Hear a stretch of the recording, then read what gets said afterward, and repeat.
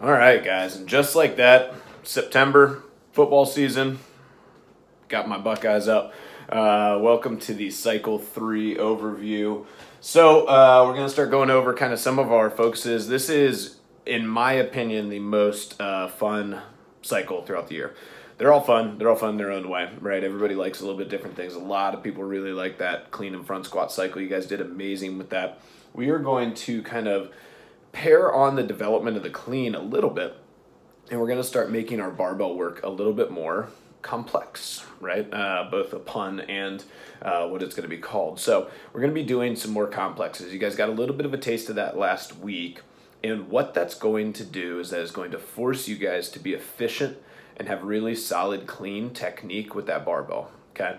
At first, some of you guys might be like, oh man, like, do we do this all unbroken? You know, which one is that?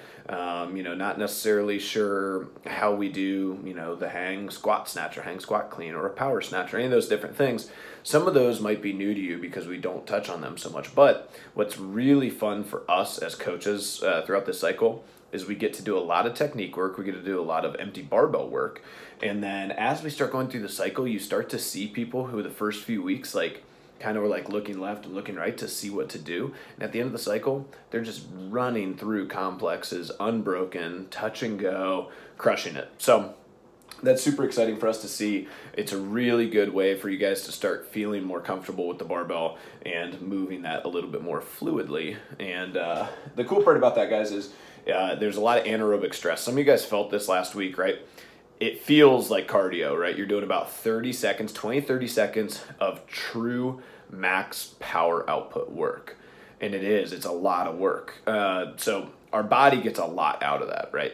On top of just the coordination, the agility, the balance, you guys are going to start to feel your balance go a lot when you start to get a little bit tired. And so agility and accuracy and balance and coordination, they're important when we're fresh, but they're really more important for us to start to learn how to train when we're tired or when we're exhausted and start to build the longevity in those specific kind of domains of fitness. So as we get going, that's what that's really going to do.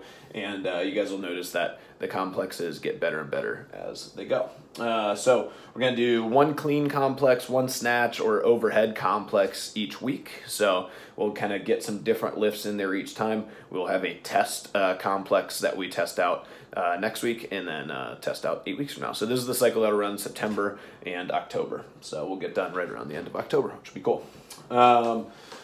And then single leg. So we did a back squat cycle, we did a front squat cycle, and now we are on to our single leg cycle, okay?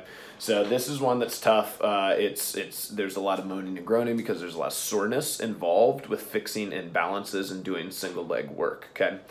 A lot of the research, most of the research is starting to find that doing dedicated single leg strength training work has a lower injury rate and has better strength development for your legs. So I know everybody loves squatting, right? It's when are we gonna squat again? I wanna squat, we squat, squat, squat, right? The problem is our body needs a break from that movement pattern, right? So we do that movement pattern and we beat it down, we beat it down, we beat it down.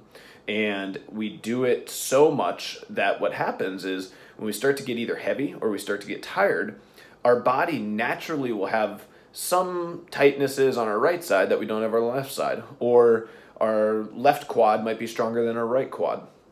And so when we start to get tired, your body's going to start to search for where it can get any extra little strength or any extra little piece of mobility. And so you'll have these little shifts in the bottom of the squat.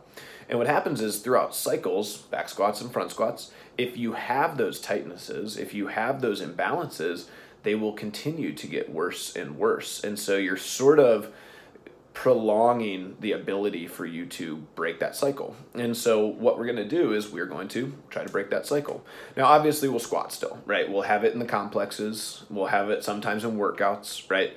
But for the most part, we're not going to do a lot of take it out of the rack, 300, 400 plus pounds for guys, 150 to 250 plus for girls. We're not going to have that type of really heavy beat down squats. If anything, it'll maybe be like some wall balls and maybe some light thrusters, and then the complex stuff, which will have minimal squatting. Maybe at most you would do, like last week, I think we did 6 rounds and there were 2 thrusters in each round. So 12 squats, right? So that's kind of going to be the flow of it. And the goal there will be to fix imbalances and get you guys really developing some good single leg mechanics, which if you can't do the single leg stuff well, if you don't have the mobility or the strength to do that, you don't really have much business squatting either. Okay, so that's going to be a huge priority for us.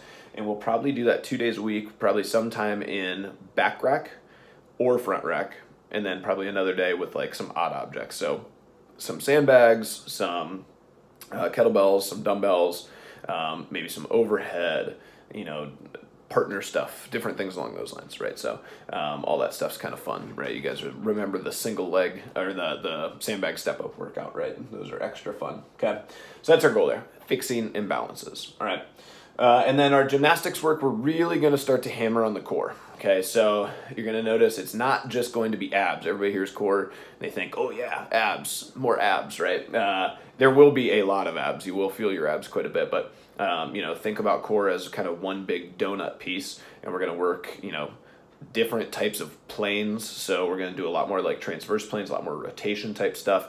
We're going to start doing, you know, some hanging gymnastics, some laying gymnastics, some plank work, some stability work, and some different things along those lines. So some fun things coming with that, and then kipping movements, right? So kipping first 2 to 3 weeks is just going to be really kind of going back to the basics and doing some kips, doing some high volume, some bigger kips. And so getting you guys used to doing that. And that'll be different. That'll be unique. You guys will really get out what you put into that, right? If I come in, I'm just like, oh, kipping, that's so basic, right? I don't need to do that.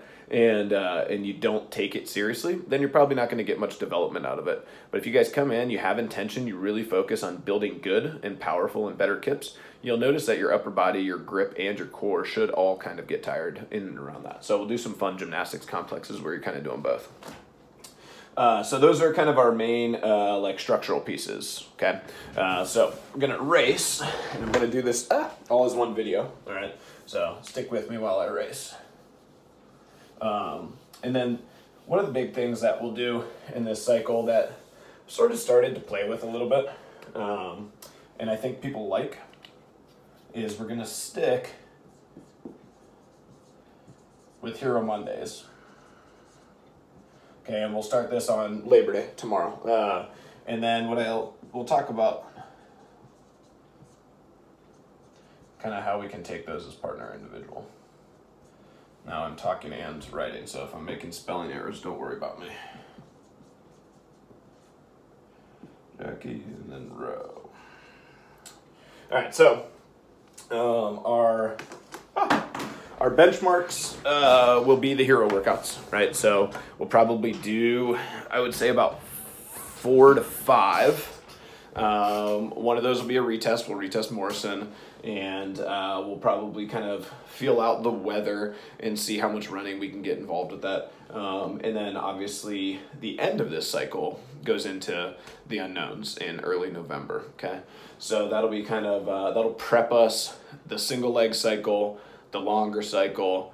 You guys are seeing how we can start to get ready for some unknowns. Okay, so the unknowns in November, typically a lot better in terms of temperature and stuff. So we'll go through that. I think real Veterans Day is actually on a Sunday, and so we will actually probably try to do that on Monday. Depends on, I think Veterans Day is observed on Monday. Don't quote me on that quite yet. We'll talk about it when it gets closer. But Hero Mondays, okay? So talking about that real quick, you know, not all hero workouts are like Colin. It's not a 40-minute individual beat down in 95-degree heat, okay? That was sort of an anomaly. But what we think about with this is every hero workout is the opportunity for me to either come in and really test and challenge myself. And a lot of times we're going to write it that way, right? Write it as a test and a challenge, okay? Now we can scale, we can change things. Something like Colin was relatively simple. We jumped you down to a 200 meter sandbag carry, or we just tell you drop the sandbag, right? Don't do the runs with the sandbag. But the indoor portion was relatively simple, right? 12 push presses, 12 box jumps, 12 sumo deadlift high pulls. Really fun workout, right? We might even retest that one when the weather's a little better if we get a good day for running. But what we think about with that is another opportunity for us in that is to do it as a partner workout, okay? And so how we would maybe do that is we would think about splitting the sandbag carry. We'd do the 400-meter run together. I would maybe carry the sandbag for half the run. My partner would carry it for the other half of the run. We'd come in and we would split the indoor work, right? We'd maybe try prescribed weights. I do 6 push presses, you do 6. I do 6 box jumps, you do 6. I do 6 deadlift high pulls, you do 6, okay? And then we pop back out the door. Obviously, it's going to be a little bit faster pace. It's going to keep our heart rate up a little bit higher. So if you guys were one of those guys who were, struggling to finish the 6 rounds in under 45 minutes, you might think about instead doing that. It might be a little bit more fun for you. You might have a little bit better workout, honestly. And, and then it can be kind of one of those things where it's not this just like, oh my God, like that just smoked me. I didn't recover and I was tired all night and I was tired the next day and so on. Okay. So like I said, not all hero workouts will be that difficult, but Hero Mondays can then kind of be something that we can kind of get excited about throughout the weekend. It'll maybe cause you guys during football season to be a little bit, smarter with like, how you eat and drink. It's like I'm trapping you guys into eating and drinking healthy throughout football season, and I'm sorry for that. But that's my job. That's what you guys hire me for. So that'll be kind of our goal. And remember, just be smart with partner and individual. And if you guys are going to take them on individual, do your best. It doesn't always need to be prescribed. So like Colin, has 2 barbells and a sandbag and all this different stuff. And, you can accommodate that any way. Think about the stimulus of the workout, right? The stimulus of the workout is to work on carrying an external load for 400 meters 6 times, right? And then the external load coming inside doesn't necessarily matter. It's a stimulus piece. Is the 12 push presses hard? Now, some people did prescribe weights. They did 115 or they did 85, but then they were breaking the push presses. They were breaking them at like 5 or 6. And then they were taking these big long breaks, 30 seconds. I counted 40 seconds for some people. And then they were doing another set. Well, you would have been better off doing that at 95. You would have gotten a better workout, would have been better for you, would have helped you complete it inside of the task time domain, and so on, right? So don't necessarily always think about it's a hero workout, I've got to grind, I've got to do it prescribed, I have to.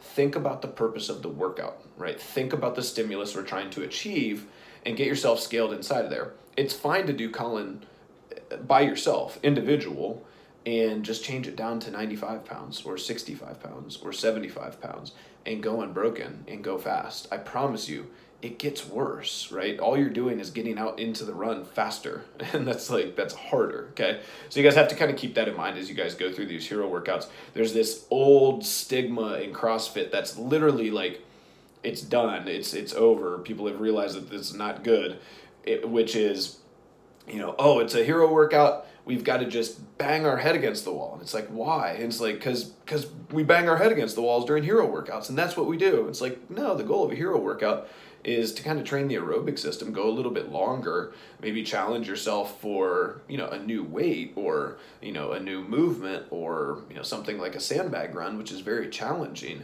But to change that stimulus, it's not necessarily just to kill yourself, okay? So kind of keep that in mind. And that's the vein that we're going to be programming them in. And that's the vein we're going to be discussing proper scaling for you.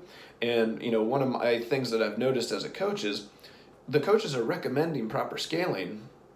And then the people who need to proper scale are like not listening at the time. They're like, oh, yep, nope, hero workout, doing it prescribed. Got to do it prescribed. Absolutely have to. I need a 50-pound sandbag, even though they walked the whole time. And it's like, well, you didn't need the 50-pound sandbag then. It's a sandbag run, right? So kind of think about that as you guys are going, all right? And then Jackie, okay? So Jackie is one of my favorite. I have a love-hate relationship with Jackie. So they put it in regionals years ago, and I've done it like a bajillion times.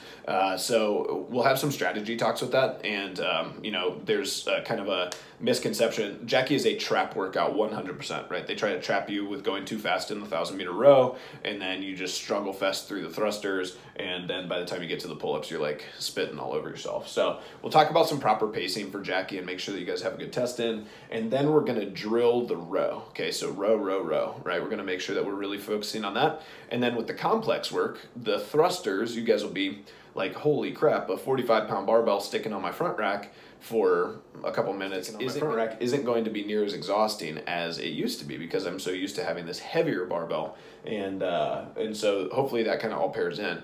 But we're going to start diving into some row technique stuff, and this will kind of butt into our first row club stuff, and getting Coach Ashley Sway back in the gym, looking fantastic, killing it. You know, new mama, and so she's going to be probably a little more hardcore on you guys with her new parental instincts. But she's going to kind of dive that into the first segment of row cycle. So if you guys go through Jackie, you feel like you're not necessarily getting out of the row, you know, technique work in class that you want to, you guys can think about signing up for row club, getting a little bit more in-depth instruction, and you really see the efficiency pay off for those guys who did that last year. And so that'll be kind of our little mini benchmarks. And so what you guys can expect is all the fun rowing tests. So 500 meters, 2K, 1K, maybe even a 5K, maybe even a 100 meter. Okay.